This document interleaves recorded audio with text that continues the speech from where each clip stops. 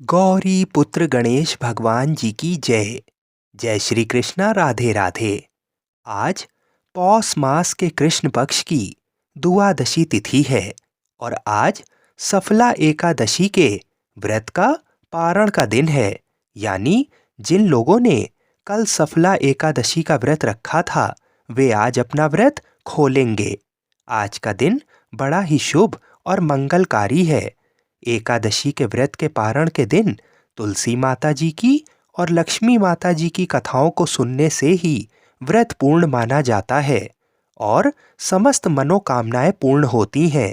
तो जिन लोगों ने व्रत नहीं भी रखा है उन्हें भी द्वादशी के दिन तुलसी माता की कथाओं को सुनने से धन संपत्ति और अनंत शुभ फलों की प्राप्ति होती है।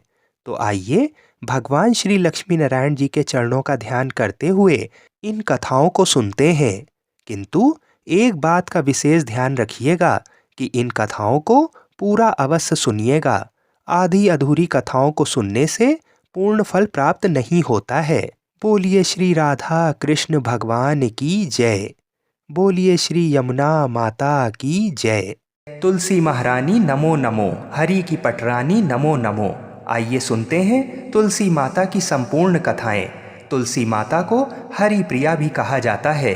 जितना भगवान श्री हरि विष्णु सोने चांदी हीरे मोती और रत्नों से प्रसन्न नहीं होते हैं उतना सिर्फ तुलसा दल से प्रसन्न हो जाते हैं। सच्ची श्रद्धा भाव से तुलसा दल भगवान विष्णु को अर्पित करने से मनुष्य के सभी संकट कट जाते हैं और मनोकामनाओं की पूर्ति होती है। शास्त्र अनुसार एकादशी के दिन तुलसी जी में कभी भी जल नहीं चढ़ाना चाहिए, क्योंकि तुलसी महारानी स्वयं एकादशी का निर्जला व्रत रखती हैं। लेकिन द्वादशी के दिन व्रत के पारण के समय तुलसी माता को जल अवश्य चढ़ाना चाहिए और पूरे विधि विधान से पूजा पाठ करके उनकी कथाओं को सुनकर ही अपना व्रत खोलें। एक बार एक गांव में एक बुजुर्ग महिला रहा करती थी। वह बहुत ही पूजा पाठ किया करती थी। वह रोज तुलसी माँ की पूजा करती थी और वह बुजुर्ग महिला रोज तुलसी माता से कहती, हे तुलसी माँ, तुम मुझे बहू दे, पीताम्बर की धोती दे, मीठा मीठा घास दे, बैकुंठ में वास दे, चटक की चाल दे, पटक की मौत दे, चंदन का काठ दे, रानी सा काज दे, दाल भात का भोजन दे, ग्यारस की मौत दे और कृष्ण जी का कंधा दे। वह बुजुर्ग महिला हर महीने में तुलसी माता की रोज पूजा करती और उनके बिरले को रोज सींचती। तुलसी माता बुजुर्ग महिला की बात सुनकर धीरे धीरे सूखने लगीं। तभी भगवान श्री कृष्ण जी ने देखा कि तुलसी माता सूख रही हैं और तभी एक दिन भगवान श्री कृष्ण तुलसी माता जी के पास प्रकट हुए और भगवान श्री कृष्ण जी ने तुलसी माता से पूछा, तुम क्यों सूख रही हो? सभी महिलाएं तुम्हारी पूजा करती हैं और तुमको रोज सींचती हैं, लेकिन फिर भी तुम सूखती जा रही हो, इसका कारण क्या है? जिसके बाद तुलसी माता ने भगवान श्री कृष्ण जी से कहा कि हे प्रभु, एक बुजुर्ग महिला मेरे पास रोज आती है और रोज एक ही बात बोलती है, हे तुलसी माता, सबकी दाता, मैं तेरा बिरला सींचती हूँ, तुम मुझे बहू दे, पीताम्बर की धोती दे, मीठा मीठा घास दे, बैकुंठ में वास दे, चटक की चाल दे, पटक की मौत दे, चंदन का काठ दे, रानी सा राज दे, दाल भात का भोजन दे, ग्यारस की मौत दे और कृष्ण जी का कंधा दे। मैं उस बुजुर्ग महिला की सारी मनोकामनाएं पूरी कर सकती हूँ, लेकिन उसकी एक मनोकामना पूरी नहीं कर सकती। मैं कृष्ण जी का कंधा कहाँ से दूंगी? भगवान श्री कृष्ण जी तुलसी माता की बात सुनकर जोर जोर से हंसने लगे और फिर भगवान श्री कृष्ण जी ने तुलसी माता जी से कहा कि तुम चिंता मत करो, जब वह बुजुर्ग महिला की मृत्यु होगी तब मौके पर मैं और आप ही कंधा दे देंगे। आप सुबह जब वह पूजा करने आए तब कह देना कि सब कुछ तुम्हें मिल जाएगा। कुछ दिनों बाद वह वृद्ध महिला ठोकर खाकर रास्ते में गिरकर मर गई। पूरे गांव के सभी लोग आए और उस महिला को सभी लोग धर्मात्मा मानते थे। उसको तुलसा जी की डोकरी कहते थे।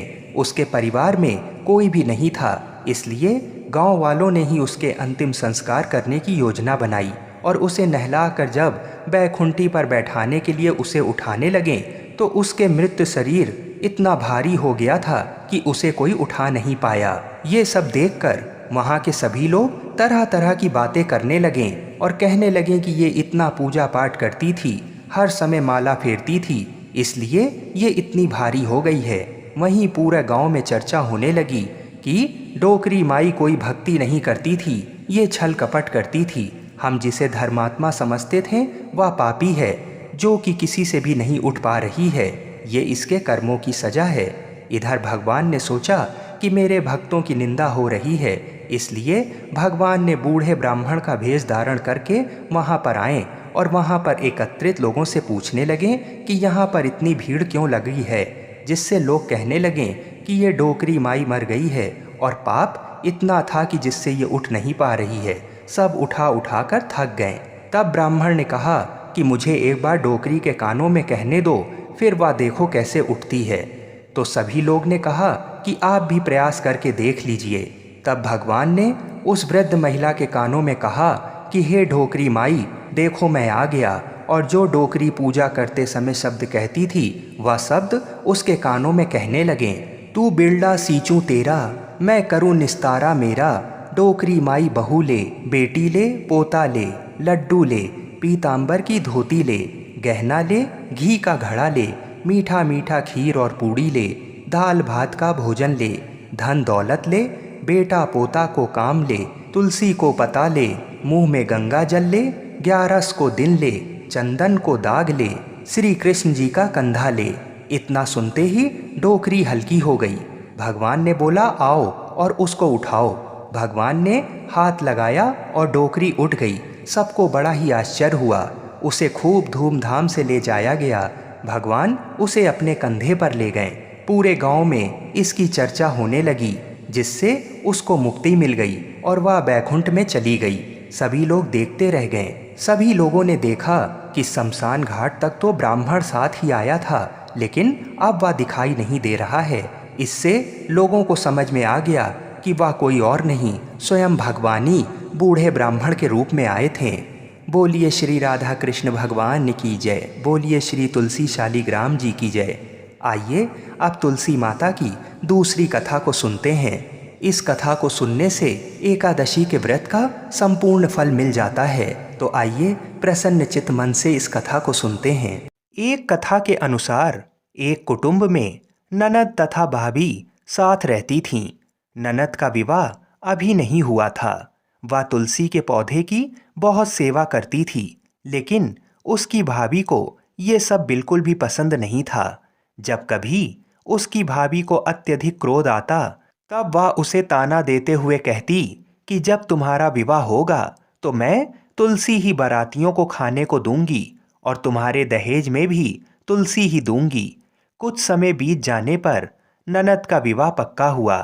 विवाह के दिन भाभी ने अपनी कथनी के अनुसार बारातियों के सामने तुलसी का गमला फोड़ दिया और खाने के लिए कहा। तुलसी की कृपा से वह फूटा हुआ गमला अनेकों स्वादिष्ट पकवानों में बदल गया। भाभी ने गहनों के नाम पर तुलसी की मंजरी से बने गहने पहना दिए। वह भी सुंदर सोने जवाहरात में बदल गए। भाभी ने वस्त्रों के स्थान पर तुलसी का जनेऊ रख दिया। वह रेशमी तथा सुंदर वस्त्रों में बदल गया। नंद की ससुराल में उसके दहेज की बहुत प्रशंसा की गई। ये बात भाभी के कानों तक भी पहुंची। उसे बड़ा ही आश्चर्य हुआ। उसे अब तुलसी माता की पूजा का महत्व समझ आया। भाभी की एक लड़की थी। वह अपनी लड़की से कहने लगी कि तुम भी तुलसी की सेवा किया करो, तुम्हें भी बुआ की तरह फल मिलेगा। वह जबरदस्ती अपनी बेटी से सेवा करने को कहती, लेकिन लड़की का मन तुलसी सेवा में नहीं लगता था। लड़की के बड़े होने पर उसके विवाह का समय आता है। तब भाभी सोचती है कि जैसा व्यवहार मैंने अपनी नंद के साथ किया था, वैसा ही मैं अपनी लड़की के साथ भी करती हूँ, तो ये भी गहनों से लद जाएगी और बारातियों को खाने में पकवान मिलेंगे। ससुराल में इसे भी बहुत इज्जत मिलेगी। ये सोचकर वह बारातियों के सामने तुलसी का गमला फोड़ देती है, लेकिन इस बार गमले की मिट्टी मिट्टी ही रहती है। मंजरी तथा पत्ते भी अपने रूप में ही रहते हैं। जनेऊ भी अपना रूप नहीं बदलता। सभी लोगों तथा बारातियों द्वारा भाभी की बुराई की जाती है। लड़की के ससुराल वाले भी लड़की की बुराई करते हैं। भाभी कभी ननद को नहीं बुलाती थी। भाई ने सोचा मैं बहन से मिलकर आता हूँ। उसने अपनी पत्नी से कहा और कुछ उपहार बहन के पास ले जाने की बात कही। भाभी ने थैले में ज्वार भर कर कहा कि और कुछ नहीं है, तुम यही ले जाओ। वह दुखी मन से बहन के पास चल दिया। वह सोचता रहा कि कोई भाई अपनी बहन के घर ज्वार कैसे ले जा सकता है। ये सोचकर वह एक गौशाला के पास रुका और ज्वार का थैला गाय के सामने पलट दिया। तभी गाय पालने वाले ने कहा कि आप गाय के सामने हीरे मोती तथा सोना क्यों डाल रहे हो। ये देखकर भाई को बड़ा ही आश्चर्य हुआ और उसने सभी हीरे मोती तथा सोना वापस अपने थैले में रख लिया। भाई ने सारी बात अपनी बहन को बताई और बड़ी खुशी खुशी उसने सारे हीरे मोती और जेवर अपनी बहन को दिए। दोनों भाई बहन एक दूसरे को देखकर अत्यंत प्रसन्न हुए। जैसी कृपा माता तुलसी ने नंद पर की, ऐसी ही कृपा सभी पे करना। बोलिए श्री तुलसी शालीग्राम जी की जय। बोलिए श्री लक्ष्मी नारायण भगवान की जय। आइए अब तुलसी विवाह की दूसरी कथा को सुनते हैं। इस कथा को पूरा सुनने से सभी मनोकामनाएं पूर्ण हो जाती हैं। सावर्णी मुनि की पुत्री तुलसी अपूर्व सुंदरी थीं। उनकी इच्छा थी कि उनका विवाह भगवान नारायण के साथ हो। इसके लिए उन्होंने नारायण पर्वत की घाटी में स्थित बद्री वन में घोर तपस्या की। दीर्घकाल तक तपस्या के उपरांत ब्रह्मा जी ने प्रसन्न होकर दर्शन दिया और वर मांगने को कहा। तुलसी जी ने कहा, सृष्टिकर्ता ब्रह्मदेव, आप अंतर्यामी हैं, सबके मन की बात जानते हैं। फिर भी मैं अपनी इच्छा आपको बताती हूँ। मैं चाहती हूँ कि भगवान श्री नारायण मुझे पति के रूप में मिलें। ब्रह्मा जी ने कहा, तुम्हारा अभीष्ट तुम्हें अवश्य मिलेगा। अपने पूर्व जन्म में किसी अपराध के कारण तुम्हें श्राप मिला है। इसी प्रकार भगवान श्री नारायण के एक पार्षद को भी दानव कुल में जन्म लेने का श्राप मिला है।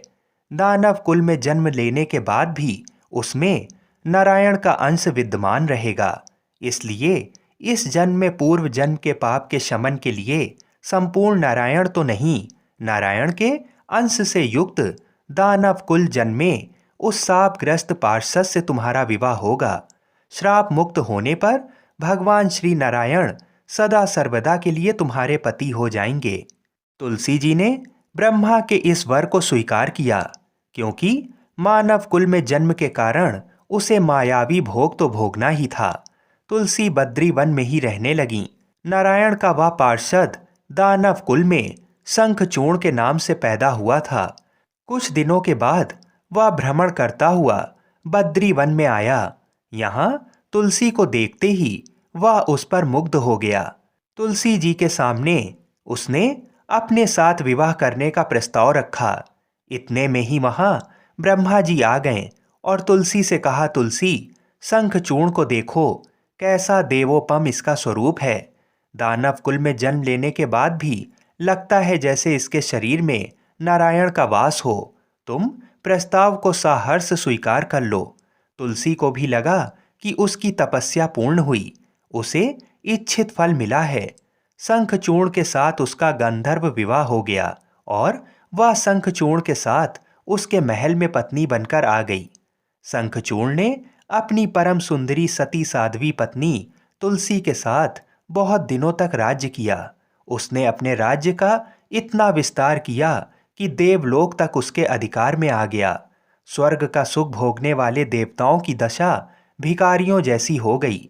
शंखचूर्ण किसी को कष्ट नहीं देता था, पर अधिकार और राज्य छिन जाने से सारे देवता मिलकर ब्रह्मा, विष्णु और शिव जी की सभा में गए तथा अपनी विपत्ति सुनाई। ब्रह्मा जी ने कहा, तुलसी परम साध्वी है, उसका विवाह शंखचूर्ण से मैंने ही कराया था। शंखचूर्ण को तब तक नहीं हराया या मारा जा सकता जब तक तुलसी को ना छला जाए। विष्णु जी ने कहा, शंखचूर्ण पूर्व जन्म में मेरा पार्षद था। श्राप के कारण उसे दैत्य कुल में जन्म लेना पड़ा। इस जन्म में भी मेरा अंश उसमें व्याप्त है। साथ ही तुलसी के पतिव्रत धर्म से वह अजय है। फिर देवताओं की सहमति से भगवान शिव ने शंखचूर्ण के पास संदेश भेजा कि या तो वह देवताओं का राज्य लौटा दे या फिर उनसे युद्ध करे। शंखचूर्ण भगवान शिव के पास पहुंचा। उसने कहा, देवादिदेव, आपके लिए देवताओं का पक्ष लेना उचित नहीं है। राज्य बढ़ाना हर राजा का कर्तव्य है। मैं किसी को दुखी नहीं कर रहा हूँ। देवताओं से कहिए वे मेरी प्रजा होकर रहें। मैंने आपका भी कोई अपकार नहीं किया है। हमारा आपका युद्ध शोभा नहीं देता। अगर आप हार गए तो बड़ी लज्जा की बात होगी। मैं हार गया तो आपकी कीर्ति बहुत अधिक नहीं बढ़ेगी। भगवान शंकर हंसने लगे। वे तो सब रहस्य समझते थे। तुलसी और शंखचूर्ण के पूर्व जन्म के श्राप की अवधि लगभग पूरी हो चुकी थी। शिव जी बोले, इसमें कीर्ति और लज्जा की बात नहीं है। तुम देवों का राज्य लौटाकर उन्हें उनके पद पर प्रतिष्ठित होने दो। युद्ध से बचने का यही एक उपाय है। शंखचूर्ण ने कहा, मैंने युद्ध के बल से देवलोक जीता है। कोई उसे युद्ध के द्वारा ही वापस ले सकता है। ये मेरा अंतिम उत्तर है। अब मैं जा रहा हूँ। ऐसा कहकर शंखचूर्ण चला गया।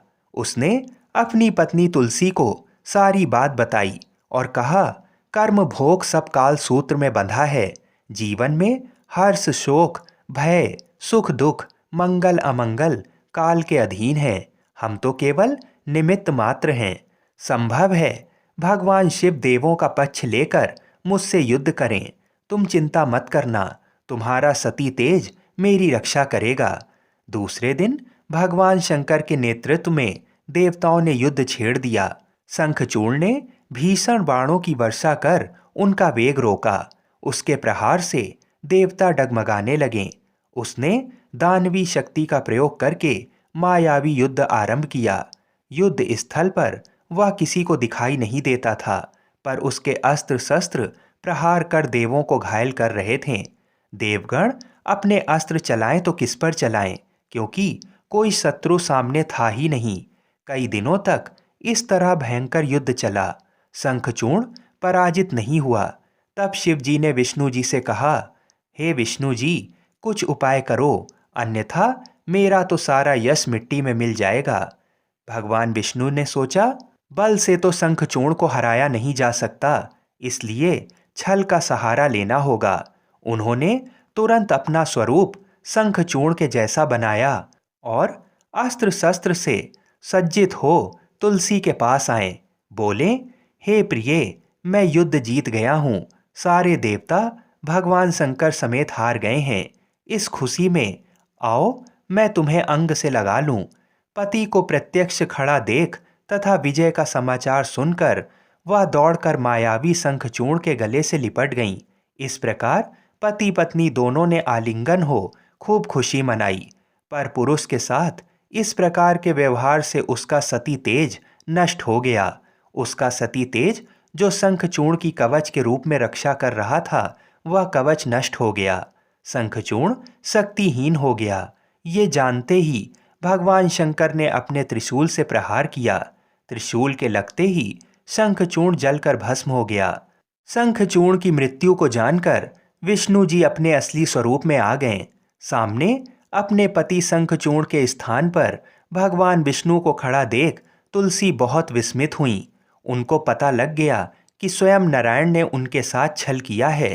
क्रोध में आकर तुलसी जी ने भगवान विष्णु को श्राप दिया कि एक सती स्त्री का सतीत्व भंग करने के अपराध में तुम हृदयहीन पत्थर हो जाओ। विष्णु ने तुलसी के श्राप को शिरोधार्य कर कहा, देवी, तुम्हारे तथा शंखचूर्ण के कल्याण के लिए मुझे ऐसा करना पड़ा। तुम दोनों को श्राप मुक्त करना था। तुम भी अब शरीर त्याग कर तुलसी बिरवा के रूप में जन्म लोगी और मेरी पूजा तुलसी दल से होगी। मैं शालीग्राम पत्थर बनूंगा। मेरे शीश पर तुम आदर से विराजमान होगी। तुम्हारे पति की हड्डियों के चूर्ण से शंख की उत्पत्ति होगी। उस शंख ध्वनि से देवताओं तथा मेरी पूजा आराधना हुआ करेगी। जहाँ शंख ध्वनि होगी वहाँ मंगल में मैं विराजमान रहूंगा। तुमने पूर्व जन्म में बद्री वन में मुझे पाने के लिए बड़ी तपस्या की थी। अब अगले जन्म में मैं नारायण प्रस्तर के रूप में बद्रीनाथ वन में स्थापित होऊंगा और मेरी पूजा अर्चना फल फूल से ना होकर तुम्हारे तुलसी दल से होगी। मेरे शीश पर विराजमान होकर तुम मुझसे भी ऊंचा पद प्राप्त करोगी। बोलिए श्री तुलसी शालिग्राम भगवान की जय। बोलिए श्री बद्रीनाथ भगवान की जय। आइए अब तुलसी माता और भगवान गणेश की कथा को सुनते हैं। इस कथा को सुने बिना तुलसी विवाह व्रत पूर्ण नहीं माना जाता। एक समय नव यौवना संपन्ना तुलसी देवी नारायण परायण होकर तपस्या के निमित्त से तीर्थों में भ्रमण करती हुई गंगा तट पर पहुंची। वहां पर उन्होंने गणेश जी को देखा, जो कि तरुण युवा लग रहे थे। अत्यंत सुंदर, शुद्ध और पीतांबर धारण किए हुए थे। आभूषणों से विभूषित थे। सुंदरता जिनके मन का अपहरण नहीं कर सकती, जो कामना रहित, जितेंद्रियों में सर्वश्रेष्ठ, योगियों के योगी तथा जो श्री कृष्ण की आराधना में ध्यानरत थे। उन्हें देखते ही तुलसी का मन उनकी ओर आकर्षित हो गया। तब तुलसी उनका उपहास उड़ाने लगीं। ध्यान भंग होने पर गणेश जी ने उनसे उनका परिचय पूछा और उनके वहां आगमन का कारण जानना चाहा। गणेश जी ने कहा, माता, तपस्वियों का ध्यान भंग करना सदा पापजनक और अमंगलकारी होता है। सुबह भगवान श्री कृष्ण आपका कल्याण करें। मेरे ध्यान भंग से उत्पन्न दोष आपके लिए अमंगल कारक ना हो। इस पर तुलसी जी ने कहा, प्रभु, मैं धर्मात्मज की कन्या हूँ और तपस्या में संलग्न हूँ। मेरी ये तपस्या पति प्राप्ति के लिए है, अतः आप मुझसे विवाह कर लीजिए। तुलसी की ये बात सुनकर बुद्धि श्रेष्ठ गणेश जी ने उत्तर दिया, हे माता, विवाह करना बड़ा भयंकर होता है। मैं ब्रह्मचारी हूँ।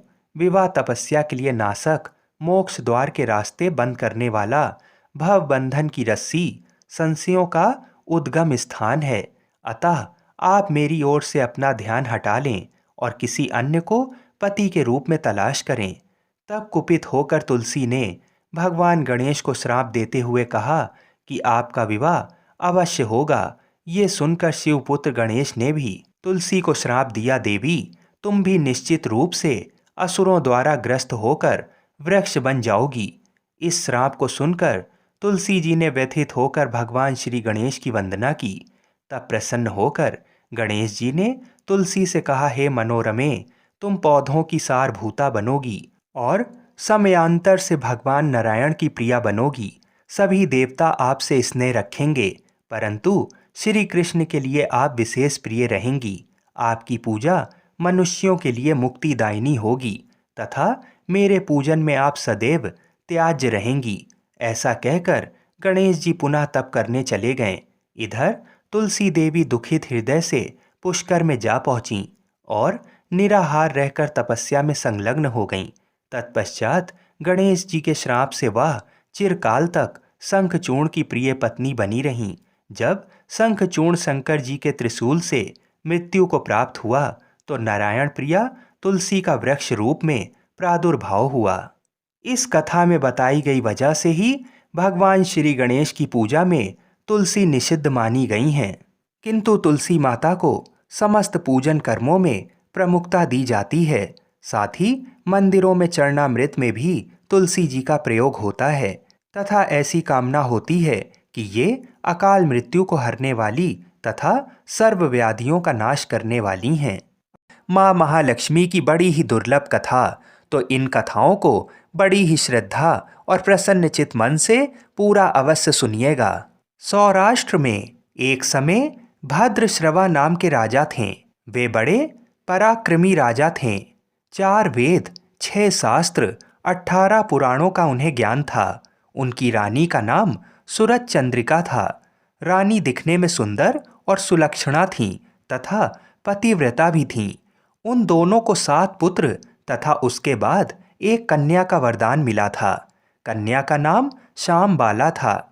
एक बार महालक्ष्मी जी के मन में आया कि जाकर उस राजा के राजप्रसाद में रहें। इससे राजा को दुगनी धन दौलत की प्राप्ति होगी और वह इस धन दौलत से अपनी प्रजा को और सुख दे पाएगा। गरीब के घर अगर रहें और उसे धन दौलत प्राप्त हो तो वह स्वार्थी की तरह केवल अपने ऊपर ही खर्च करेगा। ये सोचकर श्री महालक्ष्मी जी ने बूढ़ी ब्राह्मण स्त्री का रूप धारण किया। हाथ में लाठी लिए लाठी के सहारे रानी के द्वार तक पहुंची। यद्यपि उन्होंने बूढ़ी औरत का रूप धारण किया था, पर उनके चेहरे पर देवी का तेज था। उन्हें देखते ही एक दासी सामने आई। उसने इनका नाम, धाम, काम, कर्म पूछ डाला।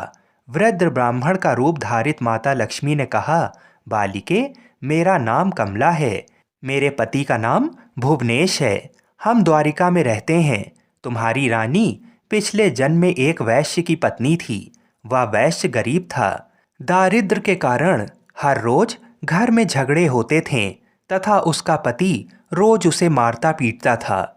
इन बातों से तंग आकर वह घर छोड़कर चली गई तथा वन जंगल में खाली पेट भटकने लगी। उसकी इस दुर्दशा पर मुझे बहुत दया आई।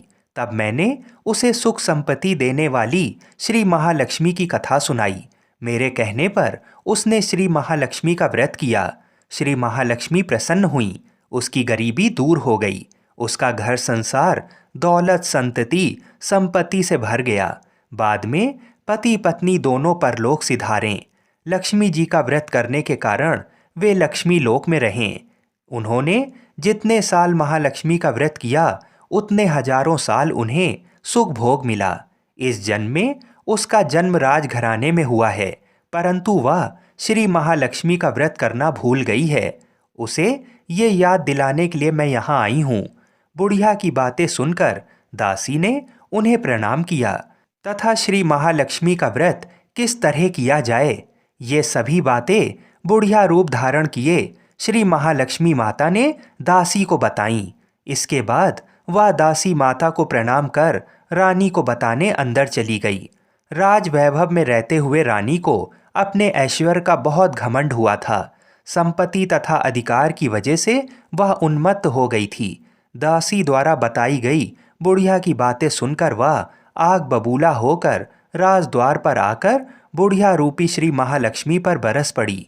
उसे ये मालूम नहीं था कि श्री महालक्ष्मी बुढ़िया का रूप धारण किए द्वार तक आई हैं, परंतु रानी का इस कदर रुख बर्ताव तथा अपना अनादर देखकर माता ने वहां ठहरना ठीक नहीं समझा। वे वहां से चल पड़ीं। राह में उन्हें राजकुमारी श्यामबाला मिली।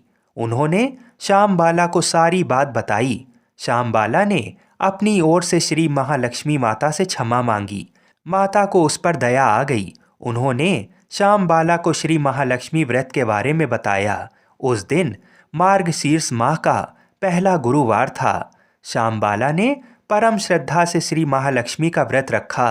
फलस्वरूप राजा सिद्धेश्वर के सुपुत्र मालाधर से उसका विवाह हुआ।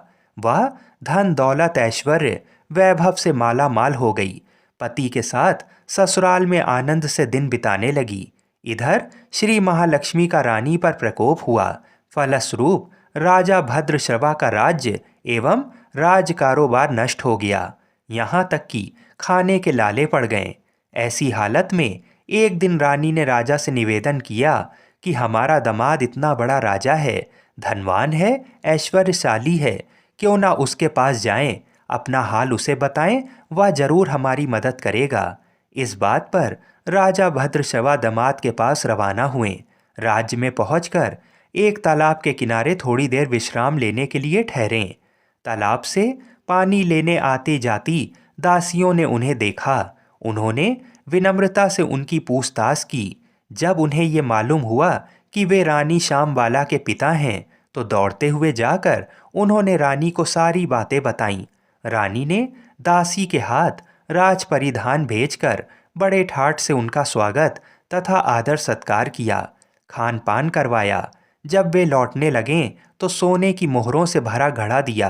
राजा भद्रश्रवा जब वापस लौटे तो उन्हें देखकर रानी सूरज चंद्रिका खुश हुई। उन्होंने सोने की मोहरों से भरे घड़े का मुंह खोला, पर हे भगवान, घड़े में धन के बदले कोयले मिले। ये सब श्री महालक्ष्मी के प्रकोप से हुआ। इस प्रकार दुर्दशा में और कई दिन बीत गए। इस बार रानी स्वयं अपनी कन्या के पास गई। वह दिन मार्गशीर्ष माह का अंतिम गुरुवार था। श्यामबाला ने श्री महालक्ष्मी का व्रत किया, पूजा की, अपनी माता से भी व्रत करवाया। इसके बाद रानी अपने घर आई। श्री महालक्ष्मी का व्रत रखने पर उसे फिर से अपना राजपाट, धन दौलत, ऐश्वर्य प्राप्त हुआ। वह फिर से सुख शांति आनंदमय जीवन बिताने लगी। कुछ दिनों बाद राजकन्या श्यामबाला अपने पिता के घर आईं। उसे अपने घर देखकर सूरज चंद्रिका को पुरानी बातें याद आईं। यही कि श्यामबाला ने अपने पिता को घड़ा भर कोयला दिया था और उसे तो कुछ भी नहीं दिया था। इस कारण श्यामबाला को पिता के घर आने पर उसका कोई आदर आतिथ्य नहीं हुआ, बल्कि अनादर हुआ। पर उसने इस बात का बुरा नहीं माना। अपने घर लौटते समय उसने पिता के घर से थोड़ा नमक ले लिया। अपने घर लौटने पर उसके पति ने पूछा, अपने मायके से क्या लाई हो? इस पर उसने जवाब दिया कि वहाँ का सार लाई हूँ। पति ने पूछा, इसका मतलब क्या हुआ? श्यामबाला ने कहा, थोड़ा धीरज रखो, सब मालूम हो जाएगा। उस दिन श्यामबाला ने सारा भोजन नमक डाले बिना पकाया और परोसा। पति ने खाना चखा। सारा खाना नमक बिना था, इसलिए स्वाद नहीं आया। फिर श्यामबाला ने थाली में नमक डाला। इससे सारा भोजन स्वादिष्ट लगने लगा। तब श्यामबाला ने पति से कहा, यही है वह मायके से लाया हुआ सार। पति को उसकी बात सही लगी। फिर वह दोनों हंसी मजाक करते हुए भोजन करने लगे। कहा गया है कि इस तरह जो कोई श्रद्धा भाव से श्री महालक्ष्मी की पूजा करेगा, उसे माता की कृपा अवश्य प्राप्त होती है। सुख संपत्ति शांति प्राप्त होती है। सभी मनोकामनाएं पूरी होती हैं। परंतु ये सब प्राप्त होने पर भी माता की पूजा को भूलना नहीं चाहिए। हर गुरुवार को व्रत पाठ अवश्य करना चाहिए। इस तरह श्री महालक्ष्मी की महिमा भक्तों की मनोकामना पूरी करती है। बोलिए श्री लक्ष्मी नारायण भगवान की जय।